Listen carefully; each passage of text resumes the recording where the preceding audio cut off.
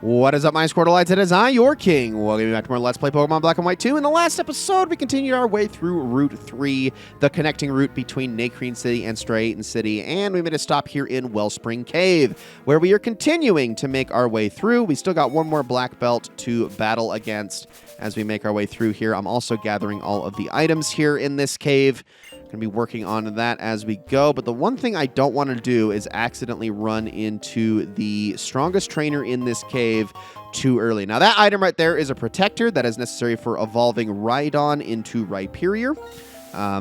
In case you need one of those, we were able to...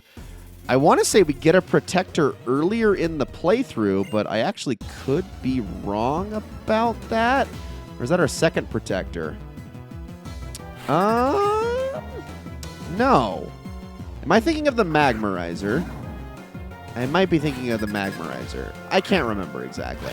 Oh, I'm sorry. I'm thinking of the Electorizer. Pardon me. Sorry.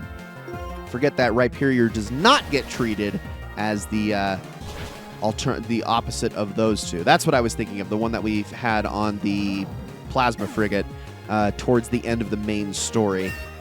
Challenger is going to hit level 72, by far the highest leveled member of my team at the moment. We got Hitmontop, we got, what is this guy's last Pokemon? Machamp. All of them are going to get just absolutely wiped out here. I love Defiant when it actually triggers. Thank you for trying to use Intimidate, but it's not going to work on me. And down you're for sure going to go. Now, luckily, I don't need to use... Oh my gosh, of course it missed. Let me try again, hoping that this thing doesn't keep spamming detect here. Come on, land the shot. No, what? Twice? 2 times. 2 times. Are you serious? Is this thing holding a bright powder or something? No, it's not. It had literally no item. Gosh, go away. Okay, now, can I Brave Bird this last Pokemon without it, the recoil knocking me out? That's the question. All right, here we go. Do have a gigantic level. You know, I probably could just get away with a fly here. But the problem is I'm playing with fire on whether or not this thing is going to hit me back first. And, I mean, with that raised attack, I have to imagine we're going to knock it out, especially with our 10 level difference. And indeed we did. Okay, good job, Challenger. Very proud of you. And now I can do some swapping here. So what I'm going to do is I'm going to immediately take off the dowsing machine. We're going to move the lucky egg, and that's the wrong prompt there, over to... Do I want it on Kamina? I do. I do want it on Kamina. Well, actually, I'm not so sure. This is a tough choice.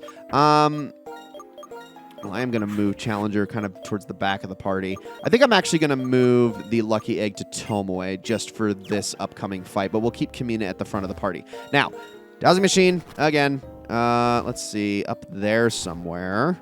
Okay. Let's just follow this path and see where it all connects. There's still other items in this area we have yet to get. Anything down this way, perchance? It's very interesting. Oh, okay, we got a whole... Wait, was this the beginning of the area? Yes, it was.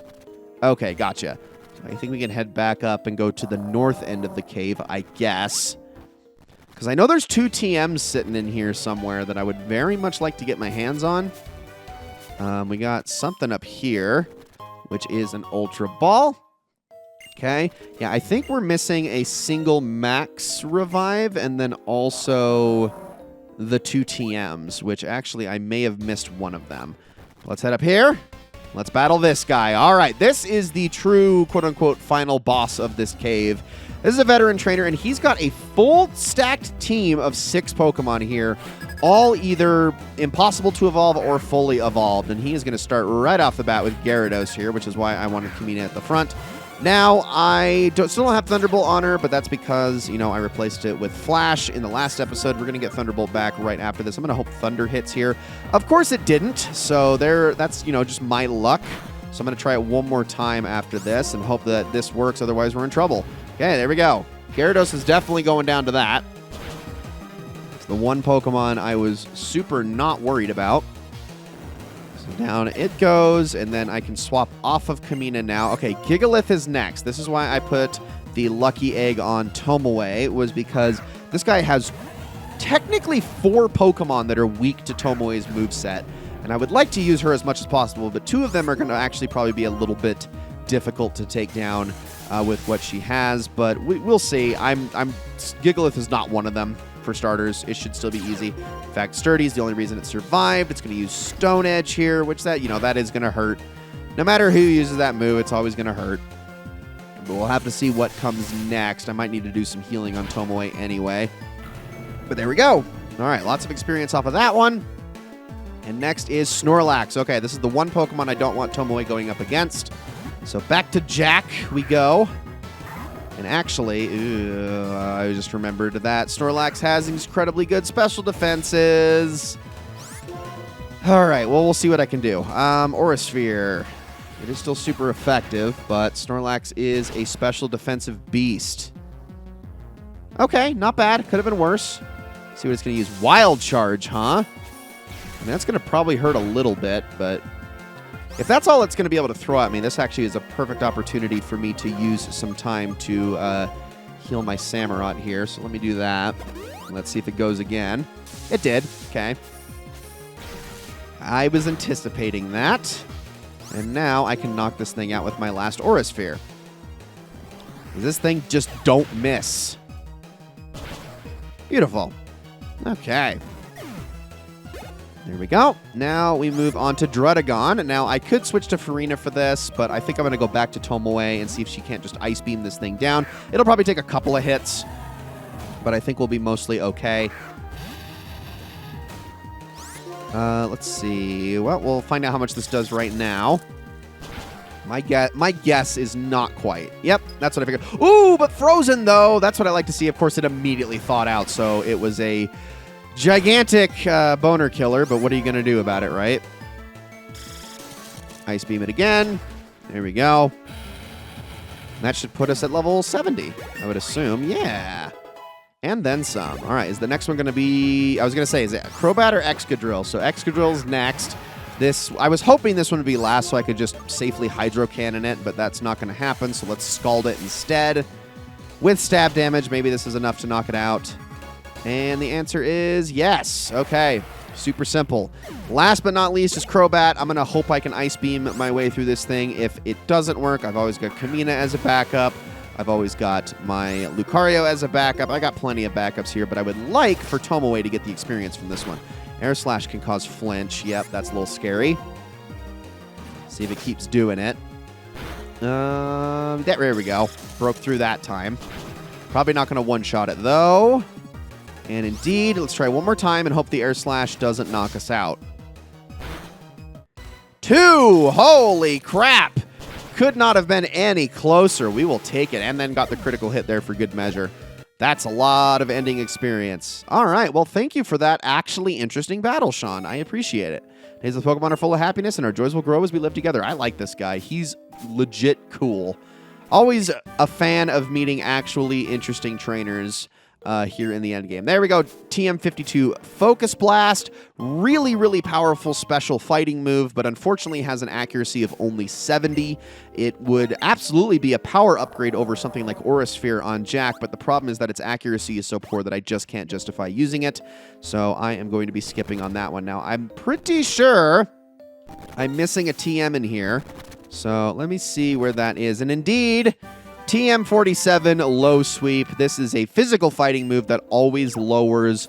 I think, does it always lower speed, or does it like mostly lower speed? Let me make sure of that really quickly before I put my foot in my mouth here. Let's see. Low Sweep. Okay, yes, it does always reduce its speed. So base power is 60, so it's a pretty decent move.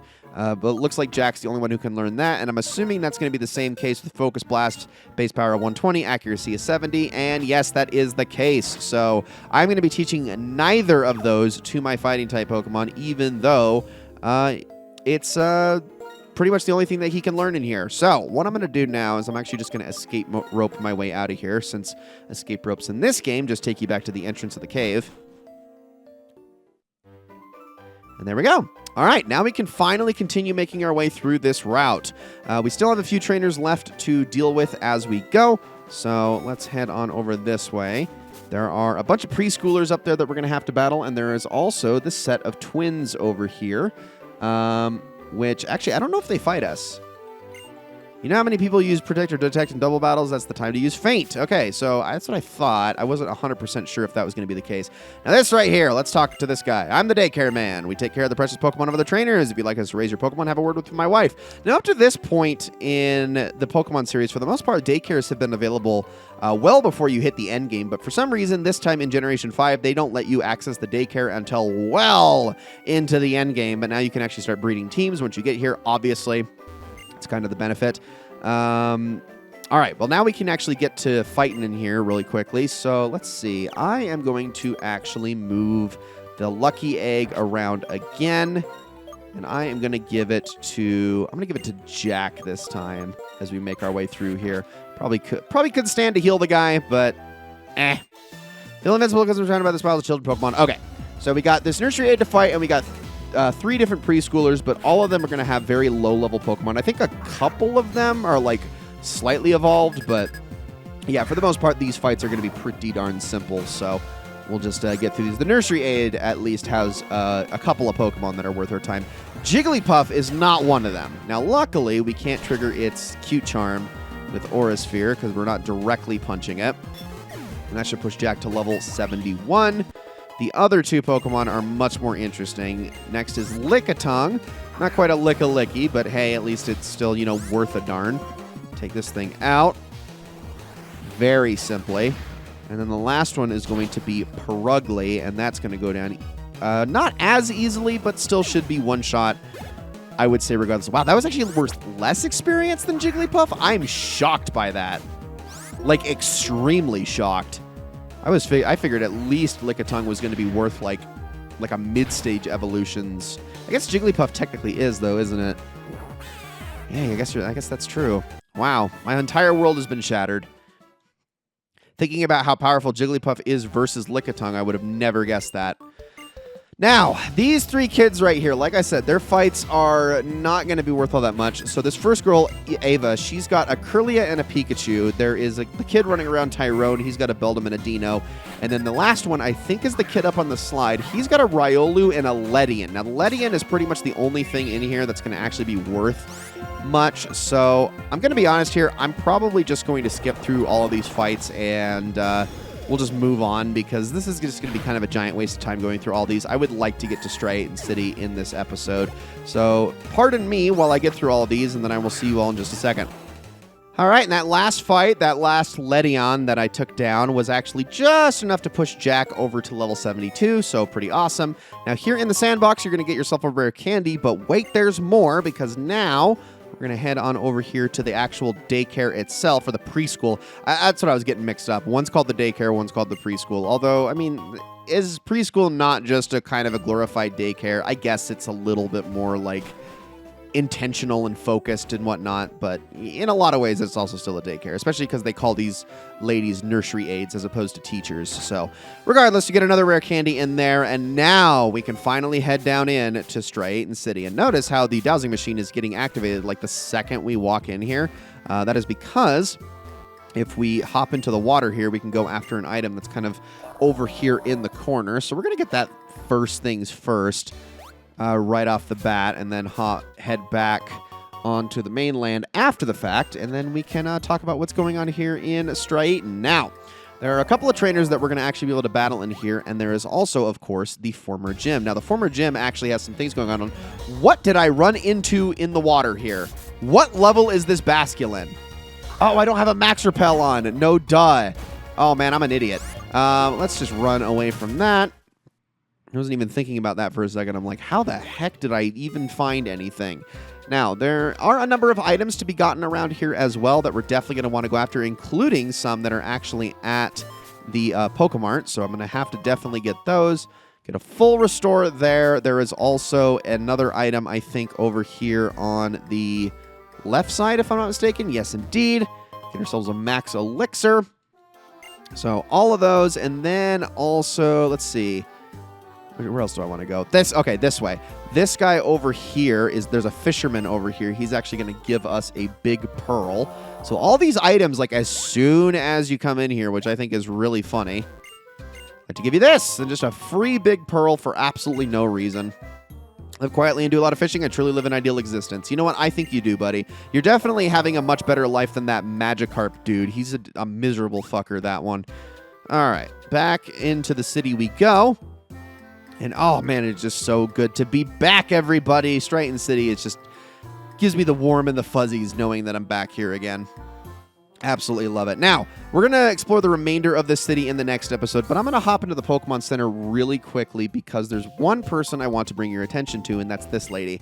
Do you know about Gracidea flowers? Since early times in Sinnoh, people made a bouquet of Gracidea flowers to give someone to show their feelings of appreciation. This lady right here, if you bring a shaman to her, that is how you're going to get yourself the Gracidea flower, which is necessary for turning shaman from its normal form to its sky form. Now, I'm going to buy both of these TMs, which are very, very good. Bulk Up increases attack and defense, and Calm Mind increases special attack and special defense. I am 100% positive that Lucario can learn both moves, as a matter of fact, but I don't know about the rest of my team, so let's take a look here. So Bulk Up, Challenger can also learn it, which is interesting. That could have a use, and then Calm Mind, I believe, I was going to say Kamina could, but no, she cannot. Okay. I really thought that she could. Now, as far as the rest of my team goes, I think Volcarona can learn Calm Mind, and I think that Zoroark can also learn both. But the moves they already have, Quiver Dance and Nasty Plot, I just consider those to be better in almost every single way. I mean, Quiver Dance is literally Calm Mind with a speed increase, so it's absolutely objectively better. And Nasty Plot is 2 stages, and I'm not really too concerned with trying to raise Zoroark's defense when I'm using it as a glass cannon, so don't really care either way, and I certainly don't want to buff either of them in the physical department. But I'm going to move my team around a little bit here, and we are going to call this one an episode. Yes, I'm going to actually put Challenger away for a little bit, and do I want to Jack again as well? I almost do. No, I think I'll actually end up leaving Volcarona for a little bit because we got some work to do, and we're going to keep working on things in the next episode. So, guys, thank you all so much for watching. I hope you enjoyed this episode of Let's Play Pokemon Black and White 2 very, very much, and I'll see you all in the next one.